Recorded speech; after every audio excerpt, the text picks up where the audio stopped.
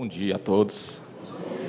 É sempre uma alegria, satisfação estar de volta, apesar de não ter tido tempo de vocês sentir saudade da minha pessoa, né? Tem tão pouco tempo que eu estive aqui. Gostaria de saudar também os nossos amigos que nos acompanham pelas redes sociais, pelo YouTube, Rede Amigo Espírita, Portal da Luz e outras rádios parceiras também. O estudo que nós vamos discorrer nesta linda manhã de carnaval, o Evangelho e o futuro. O propósito deste estudo é: se nós somos, e sabemos que somos, alunos, espíritos imortais, e todas as experiências por nós vivenciadas, todas elas, sobretudo na fase hominal, todas as experiências por nós vivenciados, servem para nós de autoeducação, e só para atender esse único propósito, mas nenhum outro. Propósito de se autoeducar, se aprimorar e evoluir. Então, somos alunos. Somos alunos. Então, o propósito do estudo de hoje é posicionar melhor nós, alunos, na linha do tempo. Como é que estou eu como aluno? Como é que está a minha nota no atual educandário planetário? Está boa? Está ruim? Eu me vejo como aluno, de onde eu vim, para onde irei. É fazer uma posição real, tirar uma fotografia real. É como se o diretor chamasse na sala, o coordenador pedagógico, falar: sua situação atual é essa, no educandário da vida. Aqui pé está. Só que para melhor nos posicionarmos, hoje, precisamos compreender e visualizar o infinito do passado e o infinito do futuro. Então, começaremos de uma ordem cronológica desde quando chegamos, nos matriculamos neste atual educandário, a que nós habituamos a chamar de Terra. Há cerca de 6.000 anos, nós fomos aqui matriculados. Todos nós sabemos, está lá na questão 172 do Livro dos Espíritos, que este atual educandário não é a nossa primeira escola. Todos sabemos. Porque o Espírito da Verdade deixa claro.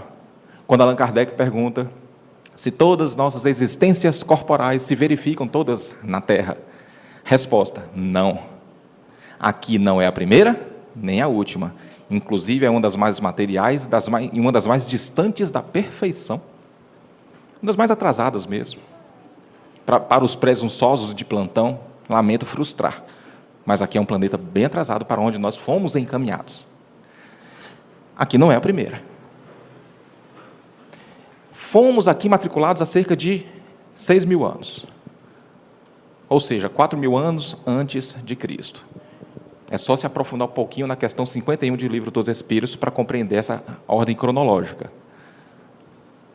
6.000 anos fomos matriculados aqui. Por que que viemos para cá? Viemos para cá na qualidade de alunos que obtiveram êxitos ou na qualidade de alunos repetentes? Se aqui é um planeta atrasado, se nós fomos matriculados aqui, na época, a escola era um prezinho, escola de prezinho, quer dizer que nós somos alunos repetentes. Nós não regredimos de série, nós continuamos na série proporcional à nossa idade espiritual. Prezinho. Viemos para cá 6.000 anos atrás, 4.000 anos antes de Cristo. Fomos recepcionados pelo diretor pedagógico deste educandário. Adivinha quem é? Jesus. Que nos colocou todos sentados no pátio e passou as primeiras orientações concernentes à nossa capacidade de assimilação da época. Chegou o momento de recebermos o primeiro conteúdo do total de 3, porque Jesus, na explicação, falou: vamos passar as informações para vocês, mas de forma fracionada. Primeiro bimestre, segundo bimestre, terceiro bimestre. Eu não tenho como ensinar uma palavra para vocês, ou uma frase, sem antes ensinar o ABC. Então, primeiro vai ser o ABC, depois vai ser uma palavra, depois uma frase. Então, ele fragmentou, como técnica pedagógica, ele fragmentou o conteúdo que deveria ser passado para nós. Como é o nome desse conteúdo? Roteiro de redenção espiritual. Esse é o conteúdo. Fica a pergunta: este conteúdo pedagógico que Jesus organizou aqui na Terra, em 3 partes, 3 fragmentos, a que nós costumamos chamar de primeira revelação, ou, para os cristãos, Velho Testamento, ou revelação mosaica. Segunda revelação, para os cristãos, Novo Testamento, Boa Nova. Ou, terceira revelação, o Consolador prometido por Jesus, doutrina espírita. 3 fragmentos. Esse conteúdo, e provavelmente essa técnica pedagógica em dividir o conteúdo, nós tivemos acesso no último educandário planetário, antes de vir aqui, para este atual. São as mesmas informações? Tem alguma literatura que informa isso? Não precisa. Por quê? Porque somos seres racionais, nós sabemos pensar, nós sabemos concatenar informação. É óbvio, com 100% de certeza, que o material era idêntico. Mas, Cristiano, como é que você sabe? Simplesmente por conta de um dos atributos de Deus. Ele é infinitamente justo. Ele não poderia jamais oferecer um material melhor para um educandário, para uns alunos, e um material pior para outro. O roteiro de redenção espiritual, que aqui conhecemos como primeira, segunda, terceira revelação, no último educandário, são informações idênticas. Pode mudar nomes. Aqui Moisés, lá talvez outro. Nomes. Mas o conteúdo, idêntico. Mesmo conteúdo. Nós assimilamos? Nós fizemos bom proveito? De fato evoluímos, mas não o suficiente para permanecer lá e passar de série. Lá estávamos no prezinho, chegamos até a 5ª série. Precisávamos passar para a 6ª série, na qualidade de espírito. Porque naquele orbe não existiria mais a 5ª série. Só que nós não estávamos suficientemente preparados para se matricular na 6ª série. Tudo bem, vai fazer o quê? Mudar de escola. Para onde? Para uma escola onde tenha 5ª série. Ou 5ª série, porque a 6ª é só no mundo de regeneração para frente. Viemos para cá. Jesus colocou todo mundo sentado no pátio, discorreu essas explicações. De que forma que nós recebemos essa orientação do porquê que viemos para cá? Decorrido algumas centenas de anos, recebemos a primeira fração do total de 3. Revelação mosaica, Pentateuco mosaico, o Torá para os judeus, Velho Testamento para os cristãos. E lá, de forma poética, metafórica, recebemos a explicação do porquê viemos para cá. No primeiro livro dos 5, no livro de Gênesis, na grande metáfora, na grande parábola chamada Adão e Eva. Lá tem explicação. Porque na questão 51 de Livro dos Espíritos, lá revela que nós somos uma raça adâmica, que cerca de 4.000 anos veio para a Terra. Nós, futuramente, seríamos chamados de Adão.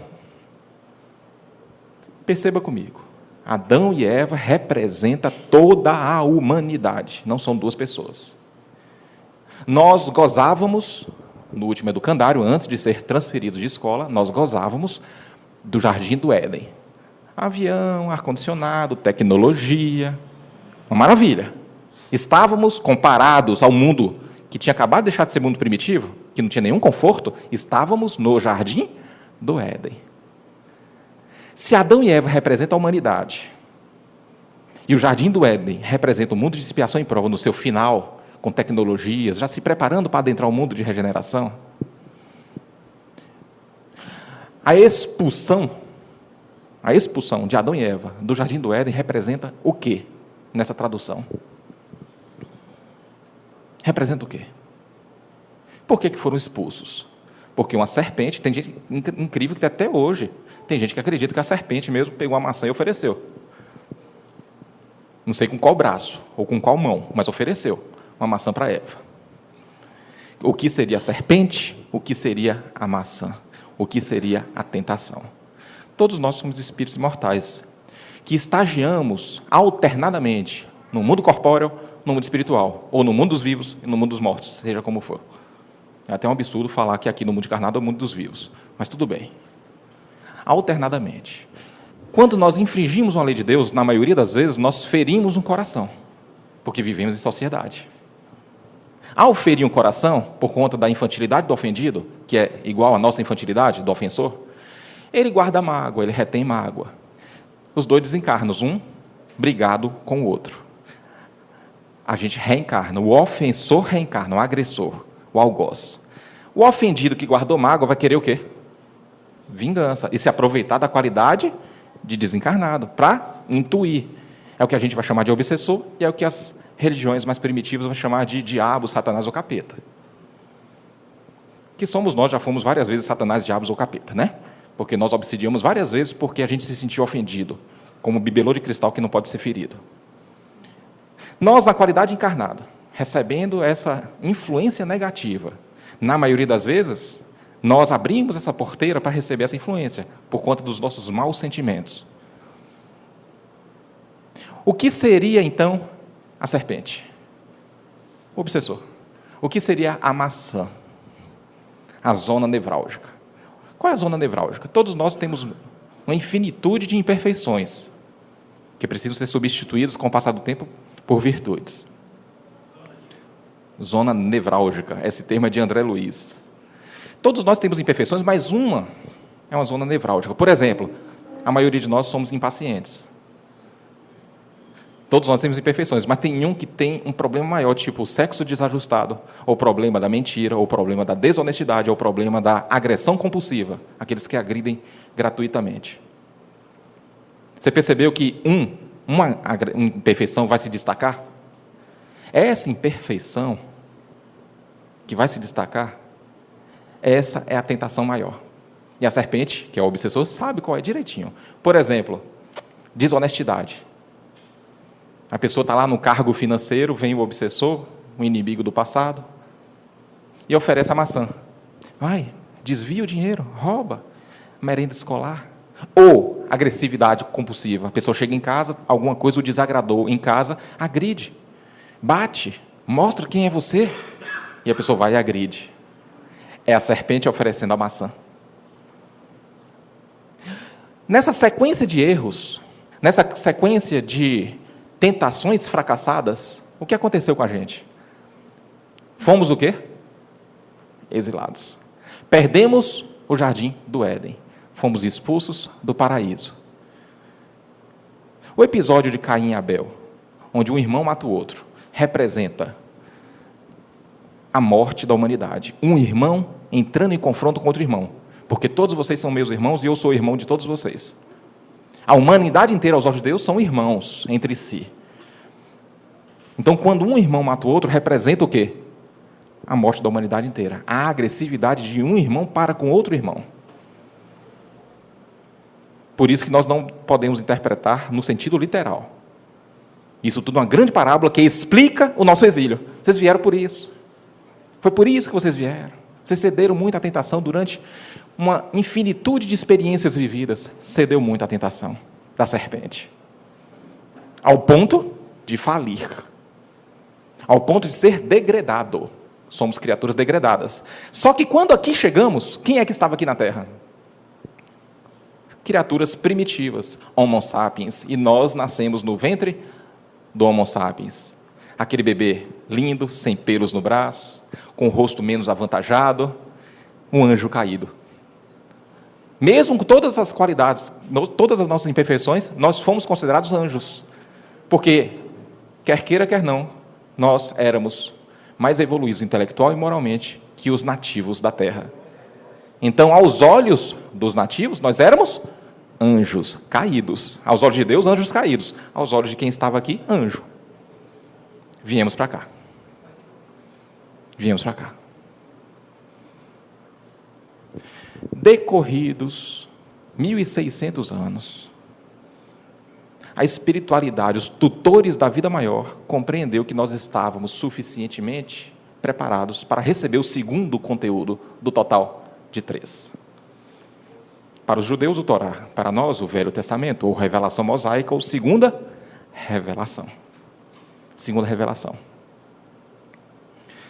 Nesses 1.600 anos, antes de recebermos o conteúdo da segunda revelação, o que aconteceu? Na primeira revelação ainda, Quem é o diretor pedagógico? Jesus. Existe um corpo de tutores no plano espiritual? Sim, porque todos nós aqui estamos numa escola e adivinha em que seremos diplomados? Porque se você está na faculdade de medicina, você vai ser diplomado em médico, de advocacia em advogado. E nós estamos matriculados nessa quantidade infinita de escolas, hoje, na Terra, para um dia ser diplomado em quê? Todos nós teremos o mesmo diploma. Benfeitor. Todos nós. Do seu anjo de guarda até Jesus Cristo, que é o espírito mais evoluído que nós temos conhecimento, todos são benfeitores. Sem exceção, todos eles. Todos seremos um dia benfeitor, que educa e que orienta. Então, existem tutores na vida maior? Abaixo de Jesus? Que orienta a gente? Existe. Eles compreenderam que nós estávamos preparados para receber o segundo conteúdo do total de 3. Só que até esse momento acontecer, os tutores da vida maior enviaram material didático para estudo nosso aqui na Terra, através do portal do aluno, chamado Profetas. Os profetas é o portal do aluno. Quem postou o material de estudo? Os tutores da vida maior. Através de quem? Dos profetas, portal do aluno. A questão é, nós acessamos o portal ou ficamos eternamente na hora do recreio? Porque o material estava lá, postado para estudo. O momento da prova chegaria. A prova de meio de ano, não estou falando a prova de final de ano, porque a prova de final de ano é o diploma. A prova do meio do ano, a prova de junho, onde seria auferido o quê? Resultado parcial. Não final, porque o final é no momento de transição, apocalipse, seja, dê o nome que quiser. É agora, o momento que nós estamos vivendo agora. O meio do ano seria a vinda de Jesus 2000 anos atrás. Esse seria o meio do ano, no nosso ano letivo. O nosso ano letivo dura 6.000 anos aqui na Terra. O meio do ano, a vinda de Jesus. Até o meio do ano, nós tivemos à nossa disposição materiais postados através dos profetas. A questão é, fizemos bom uso ou ficamos eternamente na hora do recreio? Haveria essa aferição ou não? O que aconteceu 2.000 anos atrás? Veio o diretor pedagógico em pessoa. A vinda do Cristo seria para atender a 2 únicos propósitos. Quais propósitos? Tirando o sentido poético, tirando o sentido romântico, que ele veio para nos salvar e a gente está livre do pecado, tirando toda essa infantilidade. Qual o propósito? No sentido prático, no sentido educacional. Qual o propósito que Jesus veio atender? 2 propósitos. Um, muito óbvio, atualizar o código de conduta moral. Antes, você foi orientado que era para se vingar do inimigo, através do olho por olho, dente por dente. Agora eu te oriento, ama o seu inimigo.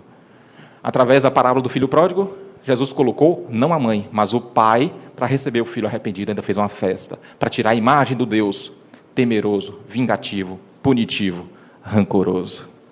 Foi proposital que ele botou um pai, não a mãe. Para tirar essa imagem, ele atualizou o código de conduta moral. Esse é um propósito. Trazendo a lei de amor. Por quê? Porque até, quando ele chegou aqui na Terra, nós éramos criaturas de mentes bárbaras. E como é que a gente educa uma criatura de mente bárbara? Homem do saco, bicho-papão, se fizer coisa errada. Fada do dente, Papai Noel, se fizer coisa certa. Anjos e demônios. Céu e inferno. Só que a gente evoluiu.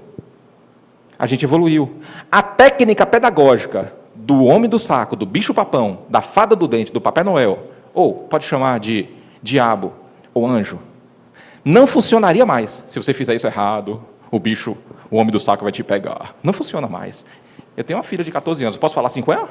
Eu tenho uma de 5, eu posso falar com a de 5, mas com a de 14 vai funcionar? Eu tenho que mudar minha técnica pedagógica com a de 14. Eu tenho que falar que ela não vai mais para o show do BTS. Eu tenho que usar alguma técnica pedagógica, mas não posso falar de bicho-papão e homem do saco para ela, Papai Noel, fada do dente, porque não vai funcionar mais. Foi isso que Jesus fez.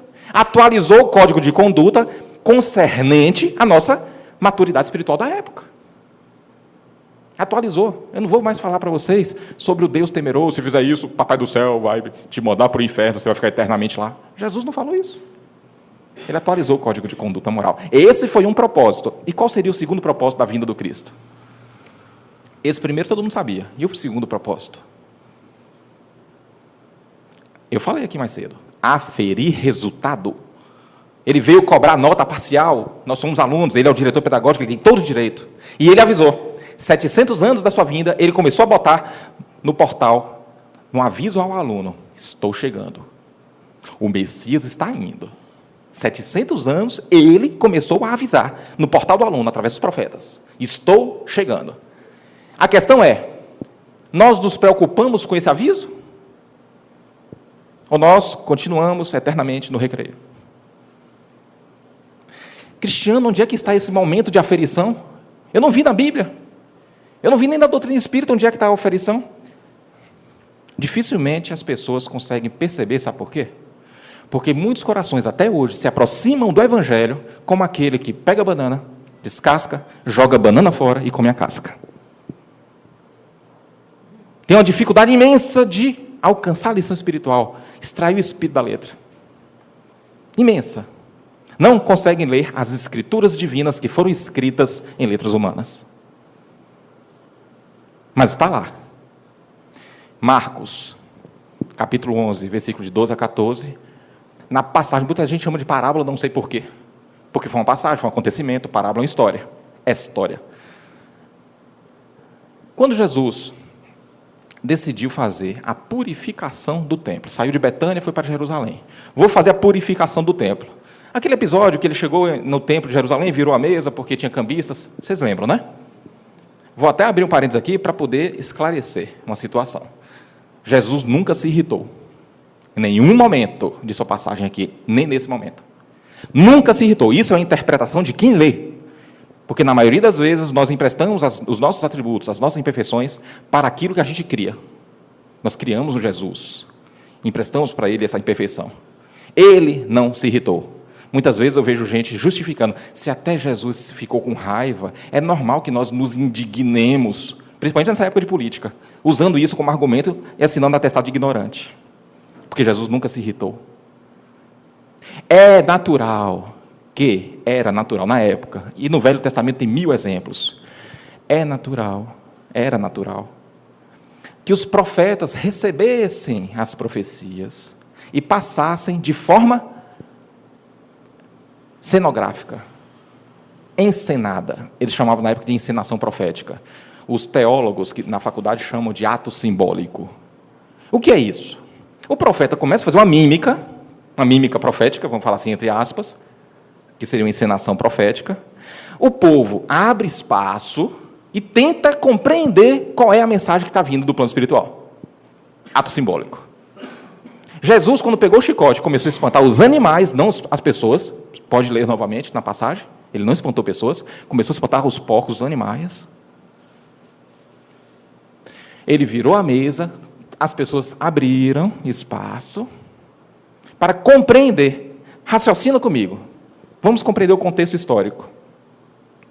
Tinha uma torre chamada Torre Helena, que ficava do lado do templo, que tinha cerca aí de 1.500 soldados, mais 500 dentro do próprio templo, 2.000 soldados. Se Jesus, eram cerca de 20.000 pessoas que circulavam por dia lá, alternadamente. Se Jesus tentasse machucar alguém, ou espantar, ou assustar alguém com a sua ira, olha que absurdo, em 5 segundos ele estaria preso.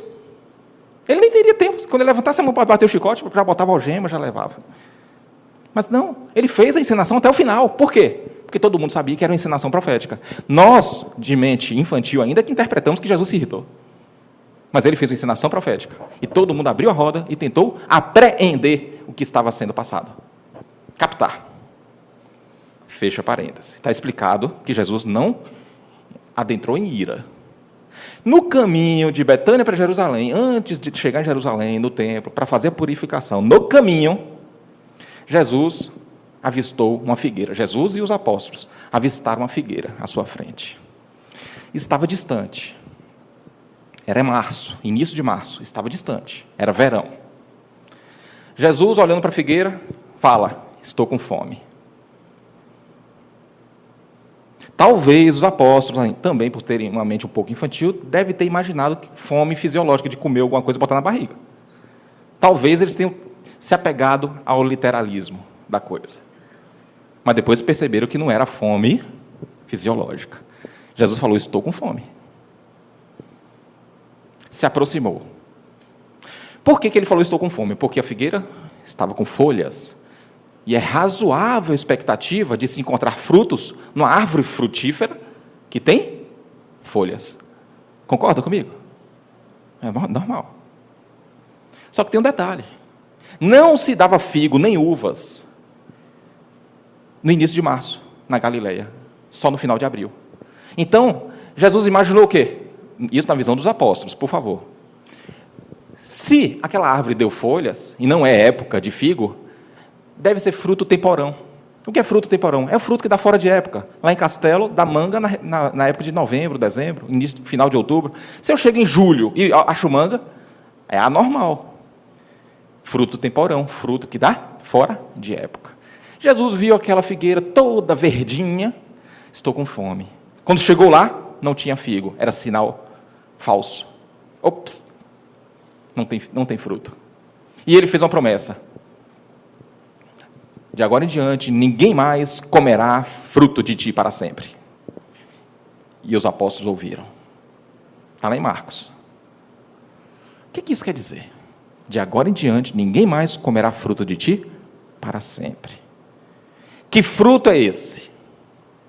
Aí ele foi para Jerusalém, não foi? Dormiu lá em Jerusalém, fez a purificação do templo, etc. Voltou. No outro dia, quando voltou, a figueira estava totalmente seca, da raiz até a última folha. Aí as pessoas falam, Jesus amaldiçoar, essa palavra acho que é tão distoante, Jesus e maldição.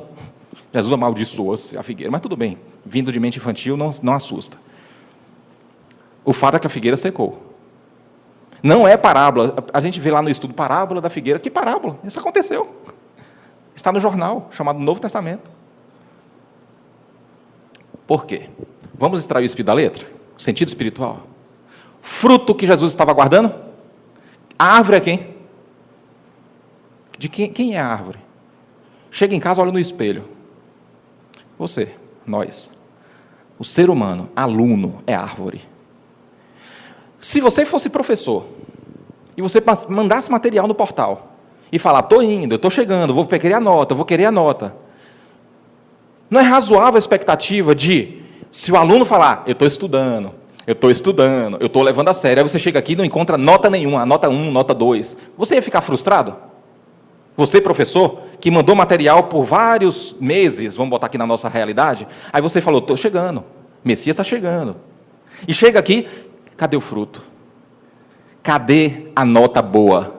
Eu não estou querendo a nota final, estou querendo a nota parcial. Por quê? Porque eu estou no início de março. Eu não estou no final de abril, que é a época certa para dar fruto, na Galileia. Então, eu não estou cobrando diploma. Eu não quero saber se você já virou benfeitor, se você pode ir para o mundo de regeneração, ou para o Olam Rabá, para os judeus. Eu não estou querendo saber isso. Eu só estou querendo saber a nota parcial.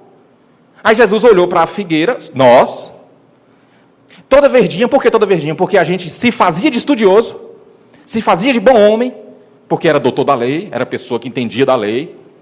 Quando se aproximou da figueira, é hipócrita.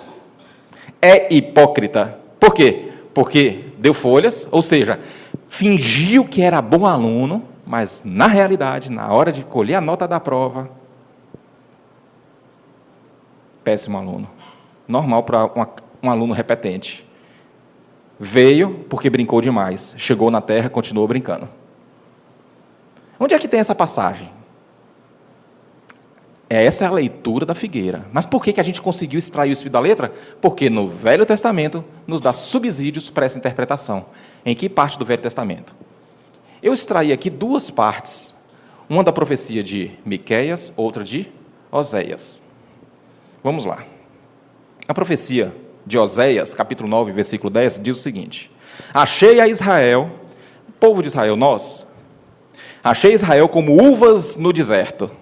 Vi a vossos pais como a fruta temporã da figueira no seu princípio. Mas eles foram para Baal Peor.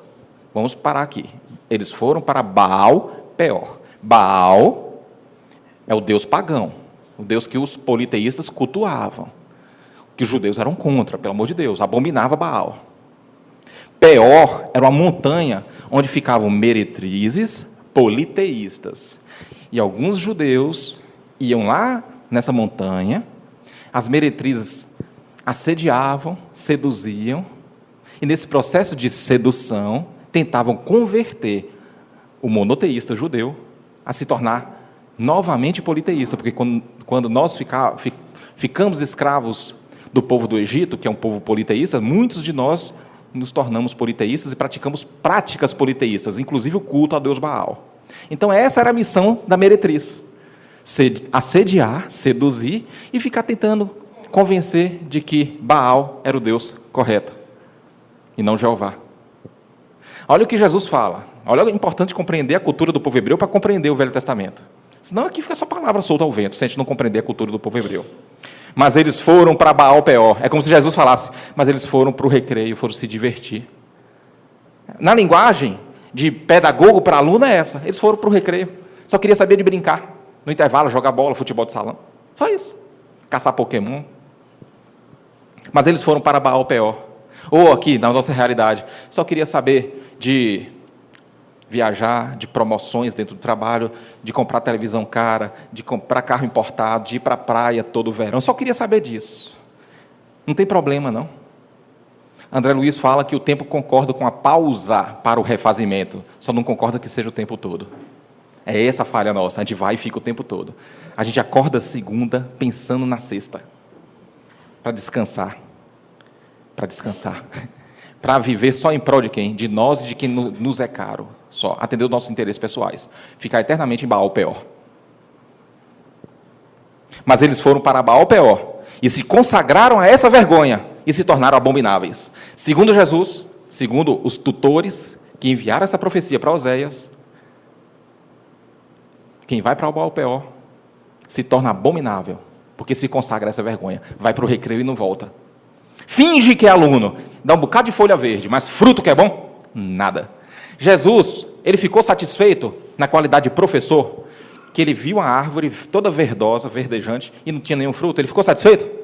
Não. Ele fez a promessa: ninguém mais comerá fruto de ti para sempre. Daqui a pouco a gente vai compreender por que Jesus fez essa promessa. E se cumpriu, já se cumpriu. A gente vai compreender. Profecia de Miqueias 7:1, capítulo 7, versículo 1. Sou como quem colhe frutos de verão. Lembra que eu falei? Início de março era verão. Só se dava figo no outono, final de abril. Sou como quem colhe frutos de verão na respiga da vinha. Não há nenhum cacho de uvas para provar. Olha, 700 anos antes de Jesus vir. Não existe nenhum cacho de uva para provar. Nenhum figo novo que eu tanto desejo. Ele já sabia que na hora da aferição, na hora de pegar a nota, só nota vermelha. Por que ele já sabia? Jesus sonda nosso coração, ele sabe se a gente é disciplinado ou não. Às vezes a gente nem sabe, mas ele sabe. Eu vou lá, vou cobrar nota, e só vai ter nota vermelha. Eu vou cobrar resultado espiritual, que é o fruto na figueira, e não vou encontrar, só vou encontrar folhas, hipocrisia. Finge que é aluno, mas não é. Ele falou antes de vir. Os tutores da vida maior avisaram antes. Não há nenhum cacho de uvas para provar, nenhum figo novo que eu, primeira pessoa do singular, eu, como se fosse Jesus falando, nenhum figo novo que eu tanto desejo.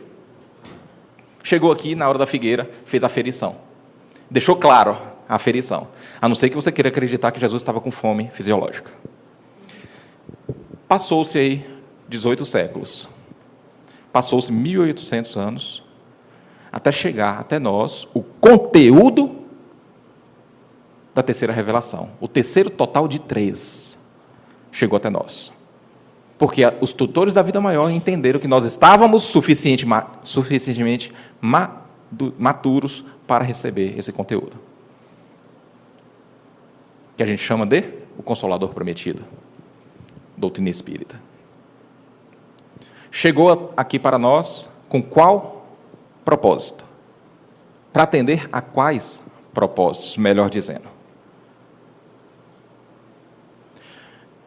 Segundo o Dr. Bezerra de Menezes, no livro Atitude de Amor, no volume 1, a implantação da doutrina espírita aqui na Terra demoraria 3 períodos distintos de 70 anos. Primeiro período, da data do lançamento de O Livro dos Espíritos, em 1857, e que iria até 1927, 70 anos. Qual o propósito desse primeiro período? Ferir o sentido das pessoas com os fenômenos físicos, onde aconteceu, na época, uma abundância de fenômenos físicos. Com qual sentido? Ei, estou aqui, ó. Está acontecendo alguma coisa. Você está vendo aquela mesa girante? Você está vendo aquela parede fazendo barulho, tipologia? Você está vendo aqueles experimentos de colocar um papel dentro da gaveta trancada e sair alguma coisa escrita? Você está vendo o homem saindo pela janela, sentado na cadeira e entrando por outra janela? Só estudar William Crookes, que ele estudou esses experimentos. Você está vendo isso tudo? Aqui. O Alto de Boa Fé, lá em Barcelona. Está vendo os livros queimados? Aqui, olha para cá. É a doutrina espírita que chegou. É como se Jesus falasse, está vendo aqui? Eu transformando água em vinho, eu multiplicando peixes, andando sobre a água. Aqui, ó, sou eu, Messias. Jesus só fez os milagres para atender o mesmo propósito também. Ferir o sentido das pessoas, para chamar a atenção. Olha para cá. Olha para cá. Foi só para isso. Primeiro período de implantação da doutrina espírita foi para ferir o sentido das pessoas, não para entreter os nossos olhos com os fenômenos, pelo amor de Deus. 1928 iniciou o segundo período, que foi até 1997, 70 anos. Coincidência ou não, em 1928 foi publicado o primeiro livro, psicografado por Chico, Parnaso de Além Túmulo. Faz de conta que foi coincidência. Qual o propósito deste segundo período de implementação da doutrina espírita na Terra? 2 propósitos. Você lembra que a vinda do Cristo foi para atender a 2 propósitos? Atualizar o código de conduta moral e aferir resultado? Lembra? A doutrina espírita também. 2 propósitos. A doutrina espírita representa a vinda do Cristo. Só lembrando. Quais são os 2 propósitos? Primeiro, revelar aquilo que não podia ser revelado. Está lá registrado em João. Jesus não falou tudo porque não podia falar. Por que Jesus não podia revelar tudo? Por 2 simples razões. Primeiro, porque precisava de confirmações de certas áreas da ciência. A ciência engatinhava na época, 2000 anos atrás. Então, teria que avançar a ciência para ele poder passar outras informações. Segundo propósito da vinda da doutrina espírita, para relembrar aquilo que haveria de ter sido esquecido por nós, acerca do seu ensinamento moral. Então, 2 propósitos: relembrar e trazer informações que não podiam ter sido trazidas à época. Imagina, Jesus falou 2000 anos atrás, a casa de meu pai tem muitas moradas. 300 e poucos anos atrás, nós achávamos que a Terra era o centro do universo. Imagina se Jesus revelasse mundo pluralizado na época. Ia falar, é doido. Vamos apedrejar esse maluco aí. Se 300 anos atrás a gente defendia a ideia de que a Terra era o centro do universo, o geocentrismo, e ai de quem afirmasse o contrário, coitado de Galileu e do padre Jornando Bruno. Quanto ao aspecto moral, vou dar só um exemplo, não vou ficar a palestra toda. Jesus falou lá atrás, você tem que amar o seu inimigo. Quando veio a doutrina espírita, explicou melhor, calma. Amar o inimigo não é acolhê-lo na intimidade, como você acolhe seus filhos e ama seus filhos. Não é isso que Jesus quis dizer. Amar o inimigo é não devolver o mal com o mal. É devolver o mal com o bem, quando e quanto possível. É isso que é amar o inimigo. Esclareceu. Esse é só um exemplo de inúmeros que a doutrina espírita faz acerca do Novo Testamento. Atendeu 2 propósitos. E o terceiro período, que se iniciou em 1998 e vai até 2067, segundo o Dr. Bezerra de Menezes. É o período para colocarmos em prática aquilo que temos aprendido com a doutrina espírita. Aprendemos com a doutrina espírita que Jesus entende caridade como benevolência, indulgência e perdão. Entendemos isso. Temos colocado em prática a caridade da forma que Jesus entende? Se não, deveríamos estar colocando desde quando? 98. Que é o período de colocar em prática o que a doutrina espírita ensinou. Está sendo bom com todo mundo? Está sendo indulgente, ou seja, quando alguém erra, você se silencia? Ou quando o político erra, quando o médium de Abadiana erra, você apedreja virtualmente no Facebook? Está colocando em prática ou não? Está perdoando quem te ofende ou está guardando mágoa? Como se fosse um bibelô de cristal. Porque se a gente está só estudando na casa espírita e não está colocando em prática, estamos atrasados aí quantos anos? 98, a gente está em 2019, então tem 21 anos de atraso. 21 anos. Vamos lá. Terceiro período implementado. terceira revelação foi implementada aqui na Terra. Nós, alunos imortais. Quem foi o tutor, quem foi o autor da primeira revelação? A gente sabe que os profetas receberam, mas quem passou a informação?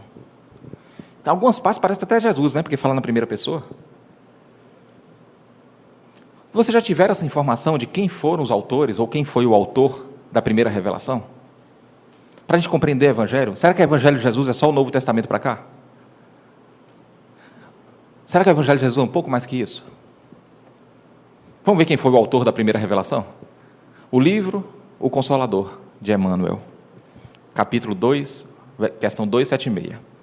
A previsão, Emmanuel pergunta e Emmanuel responde. A previsão e a predição nos livros sagrados dão a entender que os profetas eram diretamente inspirados pelo Cristo? Pergunta Emmanuel. Dão a entender? Resposta. Nos textos sagrados, resposta de Emmanuel, nos textos sagrados das fontes divinas do cristianismo, as previsões e as predições se efetuaram sob ação direta do Senhor. Ação direta de quem? De Jesus. Jesus intuiu todos os profetas, segundo Emmanuel. Pois só ele poderia conhecer bastante os corações, as fraquezas e as necessidades dos seus rebeldes tutelados. Adivinha quem era? Adivinha quem éramos? Para sondar com precisão as estradas do futuro, sob a misericórdia e a sabedoria de Deus. Jesus foi o autor de todos os ensinamentos da primeira revelação. A gente via a informação no portal do aluno, achava que era algum tutor da vida maior. Não, era o próprio diretor pedagógico postando. Era o próprio diretor pedagógico avisando: eu estou indo, estou chegando, estuda. Estuda, não finge que estuda não, estuda. A gente só fingiu que estudou, a árvore que dá folhas. Jesus foi o autor. Então, o Novo Testamento, a informação de Jesus não é só segundo a revelação. Ele não escreveu nenhuma linha.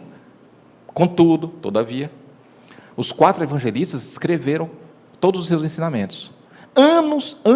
Anos depois da prática, do que Jesus falou e fez. Anos. Seria exagero imaginar que Jesus intuiu os 4 evangelistas e também intuiu Paulo? Seria exagero? Porque você conseguiria lembrar coisa de 30 anos depois, com tanta precisão, o que eu falei aqui? Vamos fazer o seguinte, daqui a 30 anos, transcreve essa palestra para mim. Transcreve, bota no papel, palavra por palavra. Você vai conseguir? Se o seu anjo de guarda não te ajudar e te intuir fortemente, para você lembrar cada palavra 30 anos depois?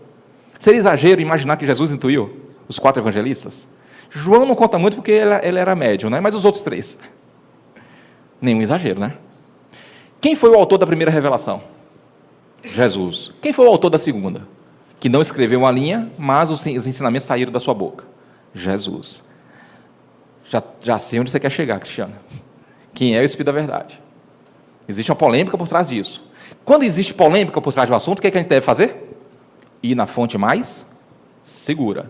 Até que se prove ao contrário, que se apresente uma fonte mais segura para mudar de informação. Simples assim. Eu, na qualidade de estudioso, a fonte mais segura por hora para mim é Kardec. É o Pentateuco, é o Reformador. São as experiências por Kardec, são as mensagens recebidas por Kardec, por médiuns sérios, que Kardec conhecia cada um deles. A questão é, chegou essa revelação até nós, de quem é o Espírito da Verdade? Allan Kardec, ele foi orientado que ele se afastasse até da esposa para receber um material novo. Ele se afastou, foi para a fazenda. Começou a receber, nem ele sabia direito o que era. Quando ele estava entre a 3ª e a 30ª linha, isso está no Reformador, está na Revista Espírita, quando ele estava da 3ª para a 30ª linha, ele ouviu um barulho na parede. As casas eram de madeiras. Mas que vizinho chato. Aí ele desconcentrava. Quando ele continuava escrevendo, desconcentrava de novo. Depois ele recebeu a informação do médium, o senhor Hu, que quem batia na parede era o anjo de guarda dele. Mas eu tenho como falar com ele? Você pode falar agora mesmo, porque ele está aqui. Incorporou o senhor Hu e o senhor Hu orientou. É porque tinham informações erradas da 3ª para a 30ª linha. A Kardec, eu sei, eu percebi, eu rasguei tudo, joguei fora e fiz outro. Aí o anjo de guarda falou, mas continua com a informação errada, releia. Aquele negócio de bater na parede era para que ele se desconcentrasse de propósito, para corrigir. É como se você estivesse escrevendo errado e seu pai chegasse no seu ombro. Não é assim não. Você escreveu errado. Não é assim não, lê de novo. Foi de propósito. Mas me é dado a saber, autorização para saber o seu nome, me chame apenas de verdade. Quem era o anjo de guarda de Kardec? O Espírito da Verdade. Assim, pouco evoluído, né? O Espírito da Verdade. Direto. E ele ainda orientou Kardec, eu vou também te ajudar na questão material, no básico, para você não se distrair. O amparo foi até material, não foi só intelectual. No básico, enquanto você merecer. Pensa. Na Revista Espírita, de maio de 1864, o capítulo é a propósito da imitação do Evangelho. Aquele material que Allan Kardec estava recebendo na fazenda, escondido até da esposa, era o Evangelho segundo o Espiritismo, que inicialmente teria o nome de imitação do Evangelho. Por isso que o capítulo do livro da Revista Espírita de maio de 64 é a propósito da imitação do Evangelho. Na cidade de Bordeaux, o médium, senhor Roux, aquele mesmo médium que recebeu o Espírito da Verdade e conversou com Kardec. Abre aspas. Vamos ver se através dessa mensagem do senhor Roux para Kardec, dá para perceber quem é o Espírito da Verdade? Existe uma polêmica por trás disso, de estudiosa dos livros? Existe, mas eu fico com a informação mais segura.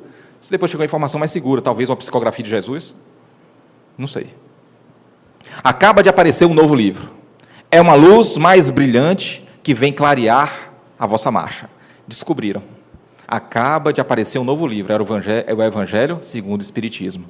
É uma luz mais brilhante que vem clarear vossa marcha. Há 18 séculos, por ordem de meu pai, 18 séculos antes de Kardec, dá exatamente o quê? A época que Jesus veio? Há 18 séculos, por ordem de meu pai, vim trazer a palavra de Deus aos homens de boa vontade. Esta palavra foi esquecida pela maioria dos homens. E a incredulidade, o materialismo, vieram abafar o bom grão que eu tinha depositado em vossa terra. Deu para desconfiar, né? Quem é o autor dessa frase? Há muitas moradas na casa de meu pai. Disse-lhes eu, há 18 séculos. Ficou alguma dúvida? O Espiritismo veio tornar compreensíveis essas palavras. Assinado, o Espírito da Verdade. Todo arrepiado. E ainda vem me perguntar por que a gente fala de Jesus no Espiritismo. Deu para ampliar um pouco agora o Evangelho de Jesus? Tirar aquela ideia tosca de que o Evangelho de Jesus é só boa nova? É só o Novo Testamento? Se Jesus passou para nós a informação de todo o conteúdo da primeira revelação, todo o Velho Testamento e todo o conteúdo da Nova, o Evangelho de Jesus se estendeu agora? Olha como ele cuidou de nós, etapa por etapa. Ele enviou o material através dos profetas. Ele veio pessoalmente trazer a atualização do Código de Conduta Moral. Ele respondeu às 1019 perguntas. Segundo essa fonte, que por hora eu não achei mais segura. Se tiver algum estudioso aí com mais afinco que eu, me apresente uma fonte mais segura que essa. Por que essa preocupação de Jesus de cuidar de todo o material pessoalmente? Do roteiro de redenção espiritual? Por cada promessa que ele fez, nenhuma de minhas ovelhas se perderá. Para ele cumprir essa promessa, ele teria que cuidar, com muito cuidado, de todo o conteúdo. Isso aí nos dá a entender, poxa, nenhuma de minhas ovelhas se perderá. E muitos serão exilados, né? Muitos são chamados poucos escolhidos. Será que não dá a entender que Jesus também administra, coordena pedagogicamente esse outro orbe para onde a gente vai? Ou tem algum lugar escrito dizendo que Jesus só é governador da terra? Não seria assim abusar um pouco da própria ingenuidade? Imaginar que Jesus só governa a terra? Mas cada um é cada um. Agora, depois de passado todas essas informações de quem é o autor, de todas essas orientações, Que posição temos hoje do Evangelho? Hoje, nas nossas vidas. Pronto, Cristiano, agora eu sei o que é o Evangelho. O Evangelho é a primeira revelação, é a segunda, é a terceira. Fechou. Fechou? Fechou? É isso? Chico Xavier, quando estava recebendo Jesus no Lar, de Neio Lúcio, por falar em Chico Xavier, só um esclarecimento. Em 27, ele começou a receber as poesias de Parnaso. A publicação foi em 32. E mesmo assim, depois de 32, houve várias edições, porque chegaram novas poesias, e o livro foi engrossando. Fecha parênteses. Quando Chico Xavier estava recebendo Jesus no Lar, era normal que o autor, ele passasse para Emmanuel, e Emmanuel, que tem a mesma vibração que Chico, ditasse o livro para Chico.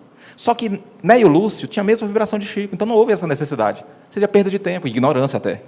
O que aconteceu? Neio Lúcio puxou a cadeira, espírito, sentou do lado de Chico, e narrou ele próprio o livro dele. E bateu uma dúvida em Chico. Enquanto ele estava recebendo o livro de Neio Lúcio, por onde andava Emmanuel? Porque o espírito mais evoluído não fica à toa, não fica vendo Big Brother Brasil, Netflix. Por onde é que ele anda? E ele perguntou para Emmanuel, quando eu estou recebendo aqui Jesus no Lar, você está para onde? Ele respondeu, Chico, eu aproveitei para frequentar aulas de evangelização nas altas esferas da Terra. Emmanuel frequentando aulas de evangelização. E ele falou, e eu vou te confessar, lá eu me sinto um crocodilo. Emmanuel se sente um crocodilo. Eu me sinto um T-Rex, um dinossauro. Que Emmanuel se sente um crocodilo. Sabemos alguma coisa de evangelho? Não. Estamos no início, em fase inicial de compreensão do evangelho. Inicial. Olha o que Emmanuel diz no livro Vinha de Luz, no capítulo 174. Nos achamos até hoje, em simples fase de começo de apostolado evangélico. Agora. Antes de ontem, Emmanuel falou isso. Nos encontramos até hoje em simples fase de começo de apostolado evangélico. E Emmanuel naturalmente sabe que Jesus foi o autor da primeira revelação, da segunda e da terceira. E ele compreende que estamos em simples fase de começo de apostolado evangélico. Cristo libertando o homem das chagas de si mesmo, para que o homem limpo consiga purificar o mundo. Quem é que vai purificar o mundo? Quem é que vai colaborar para a regeneração do planeta? Aquele que pintou o rosto de vermelho, e pinte uma bandido bem, bandido morto, eu sou homem de bem. Esse aí, né? Deve ser. Não. É aquele que já conseguiu fazer a primeira faxina interior, depois a exterior. Não tem como você fazer faxina do lado de fora se você não fizer faxina do lado de dentro primeiro. Essa é a palavra de Emmanuel. Quem é que vai colaborar para regenerar o planeta? O homem de bem, que se diz homem de bem, que joga papelzinho de bala pelo carro, pela janela do carro? É esse? Homem de bem? Não. É o homem que já conseguiu fazer a própria faxina, dentro de si mesmo, segundo Emmanuel. E qual é a relação, depois desse conteúdo todo passado para vocês? Primeira revelação, segunda, terceira, de forma lúcida. Deu para perceber qual é a relação dos tutores da vida maior para com nós encarnados, enquanto nós estávamos aqui na qualidade de encarnados, nessas inúmeras fases de alternância? Qual é a relação dos tutores da vida maior para com nós encarnados? Nesse envio de informações, primeira revelação, segunda, terceira, nessa organização pedagógica inteira. Cristiano, eu acho que é para transferir informações, para que a gente estude e não repita de ano. Então, é transferir informação sensacional e extemporânea. Deve ser isso. O propósito é transferir informação. Não. Eu também achava que era. A relação entre o mundo espiritual e nós encarnados não é para transferir informação. Emmanuel deixa claro isso no livro Palavras de Emmanuel, editada pela FEB. A grande tarefa do mundo espiritual, adivinha qual é? Essa informação foi uma das mais preciosas que eu recebi na qualidade de estudioso da doutrina espírita. Gravei essa frase e botei na cabeceira da minha cama. Uma das mais preciosas, a grande tarefa do mundo espiritual, em seu mecanismo de relações com os homens encarnados, não é a de trazer conhecimentos sensacionais e extemporâneos. Quando eu li essa primeira frase, eu fiquei abismado, porque eu sempre achei que era. Então, qual é a grande tarefa do mundo espiritual? Mas a de ensinar os homens a ler os sinais divinos que a vida terrestre contém em si mesma, iluminando-lhes a marcha para a espiritualidade superior. Vou traduzir Emmanuel. Deus conseguiria conversar com a gente hoje na linguagem dos anjos? Não, a gente não compreenderia. Um dia nos será dado ouvir Deus, compreender? No livro dos Espíritos diz que sim, que quando a gente chegar na qualidade de Espírito puro. Tenho para mim crístico, como Jesus. Porque Jesus falou, eu e meu Pai somos um só. Ele já ouvia Deus como vocês estão me ouvindo. Mas se Deus chegasse aqui e falasse na linguagem dos anjos, a gente já entendeu alguma coisa, compreender? Não. Então, através de qual idioma que Deus conversa com a gente, na idade espiritual que nós estamos hoje? Através de qual idioma? Através do idioma das circunstâncias. Das circunstâncias. Eu perdi um filho com 3 anos de idade. O que isso quer dizer? O que Deus está tentando falar para mim? Eu estou sendo testado toda hora com filhos adolescentes, com enteados adolescentes difíceis de se tratar, de se dar. O que Deus está querendo conversar comigo? Eu já estou conseguindo ter a maturidade de compreender o Deus, de ouvir Deus? Ou eu sou igual aqueles animais que botam isso aqui no olho? Não presta! E começo a me estressar com os acontecimentos do dia a dia. Eu estou conseguindo ou não estou conseguindo? Porque o propósito do Evangelho de Jesus, para nós, hoje, não é transferir informação. É fazer com que nós compreendamos Deus. A gente pede a Deus, Pai, por favor, me dá paciência. Ele manda a sogra. Como é que Deus vai dar paciência? Transferir? Botar na nossa cabeça? Pronto, agora você vai ter paciência com sua sogra. Pai, me dá paciência. Aí manda um filho aborrecente, ou um enteado, ou um sobrinho difícil. Você não quer desenvolver paciência? Como? Vivendo ao lado de frades e de freiras? Como é que você vai desenvolver paciência? A gente compreende os acontecimentos? Por que Deus nos colocou aqui no Brasil, lado a lado de homens que cometem o mal pelo mal, e sob o governo de corrupto? Porque Ele não me mandou para a Noruega, para a Dinamarca, me mandou para o Brasil, porque Ele gosta mais dos filhos de lá do que dos filhos de cá. Aqui são os degradados. Será que a gente consegue compreender isso? Por que reencarnamos aqui? Não, meu filho, é para você desenvolver mais indulgência, porque o político corrupto vai errar. Você tem que desenvolver indulgência no coração. Eu não vou te botar sob o governo de honesto, porque você não vai ter oportunidade de desenvolver indulgência. A gente consegue fazer essa leitura? Esse é o propósito do Evangelho. Ouvir Deus através do idioma das circunstâncias. Um dia compreenderemos Deus, não como Jesus. Isso vai demorar. Mas talvez como Madre Teresa de Calcutá, quando o repórter perguntou para ela, quando você ora, o que você fala com Deus? Eu não falo nada, eu só escuto. E ele, sagaz, perguntou de novo, e o que ele te diz? Ele não diz nada, ele só me escuta. A interação. Chegaremos lá. Porque tem gente que não sabe falar com Deus na prece, só fala, por favor, Deus, me dá um emprego, me tira do aperto financeiro, me tira dessa doença, me tira desse... Tem um parente difícil, faz esse parente melhorar. O parente melhorar, né? A gente tem mais paciência, não. Por favor, Deus. Aí Deus fala, cala a boca, meu filho, me ouve. Observe ao teu redor. Eu estou querendo que você desenvolva paciência, eu te mandei um parente difícil. E você está pedindo para o parente difícil melhorar. Pare de ser criança. E a gente tagarela mentalmente com Deus. Tagarela mentalmente com Deus.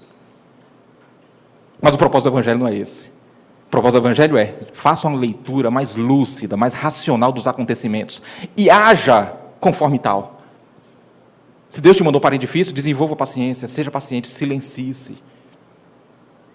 Porque esse negócio de eu não levo desaforo para casa, é atrasado e ridículo. Jesus, finalizando o estudo de hoje, a doutrina espírita representa a vinda do Cristo. Jesus, ele vai cobrar da gente um resultado, não mais parcial, não mais fruto temporão, porque agora nós estamos o quê? No final de abril. Não é aqui agora não. Para Jesus, a gente está no final de abril, está na hora de colher figo. Não é fruto temporão, é diploma. Coincidência ou não, o Livro dos Espíritos foi editado em abril, tá? Faz de conta que foi coincidência também. Ele veio colher resultado espiritual? Ele veio colher a nota final, não parcial? No livro A Vida Escreve, um espírito assim pouco evoluído, tipo Eurípides Bassanufo, Hilário Silva narra que Eurípides, em desdobramento, ele foi arrastado para a presença de um espírito luminoso. Na frente desse espírito, ele percebeu que era quem? Jesus Cristo. Você pensa, são poucas narrativas que a gente tem do encontro com Jesus. Eurípides é um deles. Ele percebeu que Jesus estava chorando. Ele tomou coragem, levantou o olho, o olhar, mestre, por que choras? Baixou de vergonha. Estava na frente de Jesus. Ele percebeu que Jesus não respondeu. Será que ele não ouviu? Eu vou refazer minha pergunta. Mestre, você chora por aqueles que estão afastados do seu evangelho? Por aqueles que não conhecem, foi essa palavra, o seu evangelho? Aí Jesus respondeu: não, meu filho. Eu choro por aqueles que conhecem e não cumprem. É por isso que eu choro. Eu não choro pelos que não conhecem, não. Eu choro por aqueles que enchem de folhas, de novo, e não dá um fruto. Por aqueles que dizem que são cristãos, mas só trata bem quando convém. O próximo para ele é só quem lhe é interessante. Porque aquele que lhe deve dinheiro não é meu próximo. O bandido só é bom se for morto, mas se diz cristão. Tem o outro, muitas vezes, como adversário religioso ou político. Nessas horas, não tem o outro como irmão. E se diz cristão. É por esses que eu choro. Que se enche a boca a falar que é cristão, mas no fundo, age como um hipócrita doutor da lei. Dá folhas, vai dar fruto. Jesus veio fazer a aferição de novo. Chegou aqui, não encontrou nota boa, chorou na frente de Eurípides Barçanufo. 1500 anos atrás, do século XV para o século XVI, isso está revelado no livro Brasil, Coração do Mundo, Pátria do Evangelho. Humberto de Campos narra o seguinte, que Jesus, em conversa com Hileu, o avô, mestre-avô de Gamaliel, que foi mestre de Paulo, que em hebraico é Elio, então no livro está Elio, porque ele usou o termo em hebraico, mas é a mesma pessoa, Hileu e Elio. Em conversa com Elio, Jesus teria dado uma ordem, uma orientação. Faça o transplante da árvore do Evangelho, transplante da árvore para a terra do Cruzeiro. Jesus estava cumprindo a promessa que ele fez 2000 anos atrás. Ninguém mais comerá fruto de ti para sempre. Por quê? Porque eu vou pegar essa árvore aqui e vou transplantar para a terra do Cruzeiro. Nós estamos encarnados aonde? Na terra do Cruzeiro. Aumentou a responsabilidade? Aumentou a responsabilidade. Porque Jesus vem colher o fruto aonde agora? Na terra do Cruzeiro. Lembra que a árvore foi transplantada? Eu quero nota. Eu quero nota. Então, para nós, fala que dá tempo de chegar. Hein? Tem um telefone tocando, mas fala que dá tempo de chegar. Conta-se, para nós encerrarmos, que um primo, lá em Minas Gerais, foi visitar um outro primo. Chegando lá, acode essa criança lá fora. Chegando lá, desceu do ônibus, o primo anfitrião fala: ei, primo, seja bem-vindo. Aquele sotaque mineiro, né? Seja bem-vindo. Bora andando mesmo, vamos caminhando, prosando. Passaram de frente ao cemitério. O primo visitante olhou para o cemitério e viu lá nas lápides: fulano, 1 ano e 8 meses. Oh, coitado, morreu a criança. Cicrano, 2 anos e 1 mês. Morreu outra criança. Aí vinha outra lápide: Beltrano, o mais velho de todas as lápides que ele viu, não chegava a 5 anos. Aí ele achou estranho: ô primo, aqui na sua cidade só morre criança? Não morre adulto, não? Não, primo, é que você não está entendendo. É porque aqui na nossa cidade, nas lápides, nós só registramos os anos efetivamente vividos. Se na nossa lápide fosse ficar registrado os anos efetivamente vividos, o que é ano efetivamente vivido? Aquele momento quando você recebe elogio, você não se envaidece? Registra. Aquele momento quando você é contrariado, você não se enfurece? Registra. Aquele momento em que você passa por dificuldades e você não se desespera? Registra também. Aquele momento quando lhe outorgam poder e você não se assoberba? Registra também.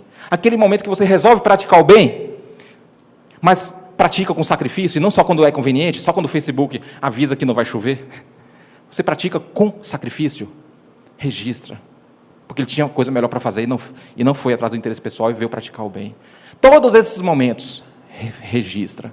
Se esses momentos ficassem registrados, recebeu a ofensa, perdoa, registra, perdoa. Se esses momentos ficassem registrados, quantos anos constaria na nossa lápide? Hoje, 2019. Pouco importa a idade de cada um. Para Deus importa os anos efetivamente vividos, porque aí é sinal de que o Evangelho de Jesus está surtindo efeito. O Evangelho de Jesus está surtindo efeito, que é fazer a leitura judiciosa dos acontecimentos, mas conforme a nossa sã razão de hoje. Que o Mestre Jesus nos abençoe sempre, muita paz.